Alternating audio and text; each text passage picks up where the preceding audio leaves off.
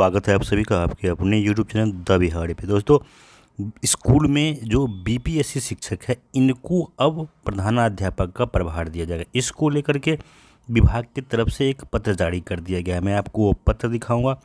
इसके अलावा सूत्रों के हवाले से खबर निकल के आ रही है कि आपका ट्रांसफ़र कब होगा, ये भी मैं आपको बताने जा रहा हूँ। साथ ही साथ बिहार में डोमिसाइल नीति को लेकर के शिक्षा मंत्री जी ने क्या कहा है, शिक्षा मंत्री जी की जुबानी में आपको सुनाने जा रहा हूँ कि उन्होंने डोमिसाइल नीति पे आखिर क्या कहा है। तो आप लोग से निवेदन है, वीडियो में आखिरी तक जरूर बने रहिएगा। आइए एक एक करके हम लोग शुरू करते हैं।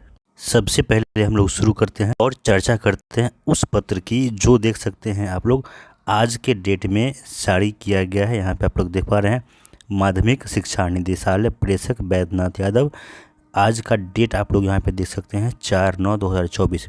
विषय है माध्यमिक और उच्च माध्यमिक विद्यालयों में प्रभारी प्रधानाध्यापक घोषित करने के संबंध में, यानी कि किन्हें प्रभार दिया जाएगा, इसको लेकर के यह पत्र जारी किया गया है। देखिए, इसमें कहा गया है कि निर्देश मांगा गया था और जो निर्देश दिया गया है मैं आपको शॉर्ट में बता दूं। आप चाहें तो वीडियो पॉज करके एक एक पॉइंट को पढ़ सकते हैं। शॉर्ट में बात यह है कि जहां पर पुराने वेतनमान से बहाल शिक्षक हैं और अगर बीपीएससी भी हैं और साथ ही साथ जो स्थानीय निकाय हैं उससे बहाल शिक्षक है, तो ऐसे कंडीशन में जहाँ वो जो पुराने वेतनमान पे बहाल शिक्षक है उन्हें प्रभार दिया जाएगा। इसके अलावा अगर ऐसा कोई विद्यालय होता है जहाँ पर केवल स्थानीय निकाय के शिक्षक हैं, यानी केवल नियोजित शिक्षक हैं, वहाँ पर उन्हें ही प्रभार दी जाएगी। लेकिन सबसे बड़ा जो मैटर फंस रहा था वो इसको लेकर के कि जहाँ पर बीपीएससी से बहाल शिक्षक भी हैं और जहाँ पे, इस पॉइंट को आप अच्छे से पढ़ सकते हैं, स्थानीय निकाय से बहाल शिक्षक भी हैं, वहाँ के लिए साफ इंस्ट्रक्शन दिया गया है कि बिहार लोक सेवा आयोग के द्वारा नियुक्त विद्यालय अध्यापक को प्रभारी प्रधानाध्यापक घोषित किया जा सकता है। यानी कि अब वैसे विद्यालय जहाँ पर सिर्फ से मेरा तात्पर्य है वैसे विद्यालय जहाँ पर पुराने वेतनमान से बहाल शिक्षक अब नहीं हैं, तो उस कंडीशन में दो ही तरह के शिक्षक बचते हैं, एक बीपीएससी से बहाल और दूसरे स्थानीय निकाय से, यानी जिन्हें आप नियोजित शिक्षक कहते हैं। तो उस कंडीशन में जो बीपीएससी से बहाल शिक्षक है उन्हें ही प्रभारी प्रधानाध्यापक बनाया जा सकता है। इस तरह का पत्र आज बिहार सरकार शिक्षा विभाग की तरफ से जारी किया गया है। दोस्तों, एक यहाँ पे बहुत बड़ा प्रश्न ये उत्पन्न होता है कि अगर जो बीपीएससी से बहाल शिक्षक है उन्हें ही प्रभार दिया जाएगा, तो ऐसे स्कूल हैं जहाँ पे कई शिक्षक हैं बीपीएससी के जो एक साथ बहाल हुए हैं, तो इस कंडीशन में किन्हें प्रभार दिया जाएगा। देखिए, इसको लेकर के काउंसलिंग के समय ही एक पत्र जारी किया गया था और जिस समय के पाठक अपर मुख्य सचिव थे उनके समय यह पत्र जारी किया गया था और इसमें ये बात साफ कर दी गई थी कि जो भी बीपीएससी शिक्षक हैं उसमें जिनका मेरिट में नाम ऊपर है वो बढ़िया होंगे और जिनका नीचे हैं वो उनसे जूनियर माने जाएंगे। इसके अलावा बहुत सारे लोग ये भी कयास लगा रहे हैं, इस तरह की बातें आ रही है कि जिनका योगदान पहले है वो बढ़िया होते हैं। तो ऐसा जो स्थानीय निकाय से बहाल शिक्षक है उसमें ऐसा नियम है, लेकिन जो बीपीएससी से बहाली हुई है इसमें साफ कर दिया गया था कि योगदान की तिथि का आपकी वरीयता से कोई लेना देना नहीं है। भले आपने 2 दिन पहले योगदान दिया है या 2 दिन बाद योगदान दिया है, जिनका मेरिट में नाम ऊपर है वही बढ़िया माने जाएंगे। आप चाहें तो यहाँ पे पढ़ सकते हैं पॉइंट नंबर 4 को। यहाँ पे साफ साफ कहा गया है कि सभी अभ्यर्थियों को योगदान हेतु स्थानीय स्तर पर यह प्रचार प्रसार किया जाए कि विद्यालय में योगदान करने हेतु आपाधापी नहीं मचाएं, क्योंकि विद्यालय योगदान की तिथि का उनके वरीयता से कोई संबंध नहीं है, जैसा कि पहले होता था। उनकी वरीयता बिहार लोक सेवा आयोग की मेगा सूची के अनुसार पहले से तय की जा चुकी है। यानी कि बीपीएससी के मेरिट लिस्ट में जिनका नाम ऊपर वो सीनियर, जिनका नाम नीचे वो उनके बाद। इसके अलावा एक और महत्वपूर्ण खबर निकल के आ रही है ट्रांसफ़र को लेकर के।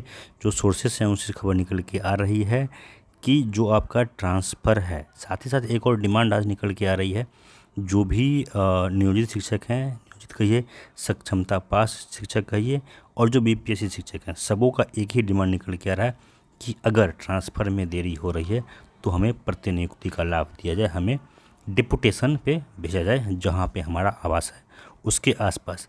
इसके अलावा जो ट्रांसफ़र है इसका जो भी नीति बन रहा है इसको भी पब्लिक डोमेन में रखने की बातें कही जा रही है और जो सोर्सेज से खबर निकल के आ रही है उसमें ये कहा जा रहा है कि जो ट्रांसफ़र है सितंबर के लास्ट वीक में शुरू होगा और अक्टूबर के फर्स्ट वीक में जिनका भी ट्रांसफ़र होगा उन्हें अपने नए स्कूल में योगदान देना होगा।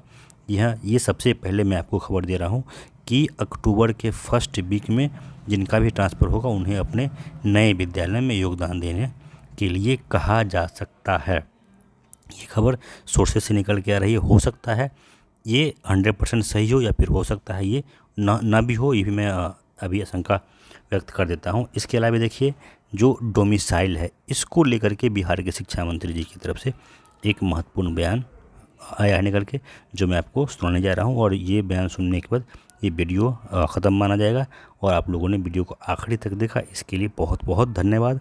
आप लोग इसको पूरा देख कर जाइए। इसके अलावे आप लोग वीडियो को लाइक और शेयर ज़रूर कीजिए। सही सटीक खबर सबसे पहले आपको मिलता रहा है, मिलता रहेगा।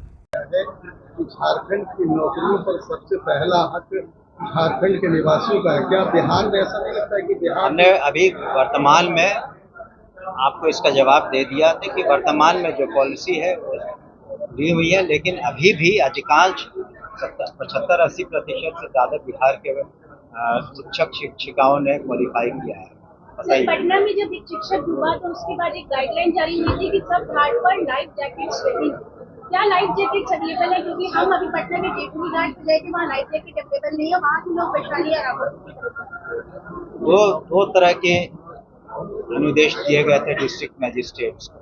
एक कि अगर कहीं बाढ़ की स्थिति उत्पन्न होती है तो वो स्वतंत्र है, क्योंकि जो डिस्ट्रिक्ट मजिस्ट्रेट्स होते हैं डिस्ट्रिक्ट डिजास्टर मैनेजमेंट अथॉरिटी के अध्यक्ष होते हैं, उसका अधिकार भी है। हम लोगों ने अपने लेटर में भी विभाग ने उन्हें इंस्ट्रक्ट किया है कि अगर बाढ़ की स्थिति होती है तो वो निश्चित रूप से स्कूलों को बंद कर सकते हैं। दूसरी बात, आप उन्हें ही जहाँ ज़रूरत हो उसकी जो लाइफ जैकेट की रियायतें की ज़रूरत है उसको पूरा कराना है। तो चूँकि ये नया इंस्ट्रक्शन है तो इसमें वक्त लगेगा, ओवरनाइट कहीं भी ये संभव नहीं हो पाता है, लेकिन हम लोगों ने कोशिश किया है कि टीचरों के सुरक्षा का ध्यान जिला प्रशासन रखे।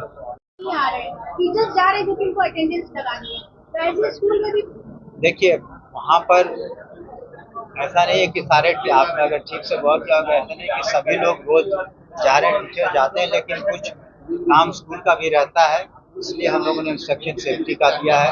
बच्चों के लिए बहुत मुश्किल है वैसे स्कूलों में जाना, लेकिन अभी जो हम लोगों ने लेटेस्ट रिपोर्ट लिया है उसमें अधिकांश जगह पानी अब काफ़ी रिसीड कर गया है, क्योंकि वर्षा नहीं हुई। बहुत कम जगह है जहाँ पर इस तरह की स्थिति है। जो पूर्व में था वही डोमिसाइल नीति वह वर्तमान में स्थान है, और उसमें जो परीक्षाएं हुई हैं अधिकांश उसमें जो क्वालिफाई किए हैं टीचर्स के रूप में या प्रधानाध्यापक के रूप में, जो भी क्वालिफाई कर रहे हैं अधिकांश बिहार के हैं, कुछ लोग दूसरे राज्यों के जरूर क्वालिफाई किए हैं। तो वर्तमान में रीति वही है। जी हाँ, ऐसा वित्त रहित स्कूल जो हैं उनका 2023 में उनको एक नियम है कि जिसके तहत उनको कुछ सुविधाएं, मूलभूत सुविधाएं देनी होती हैं। तो जहां मूलभूत सुविधाएं नहीं थी या कमियां थी, उनके जो कोर्स थे उनको सस्पेंड किए गए हैं टेम्परेरी, लेकिन उनको भी कोशिश करनी चाहिए कि जो वहां पर सुविधाएं हैं या अन्य हरताएं होती हैं स्कूलों में उसे पूरा करें।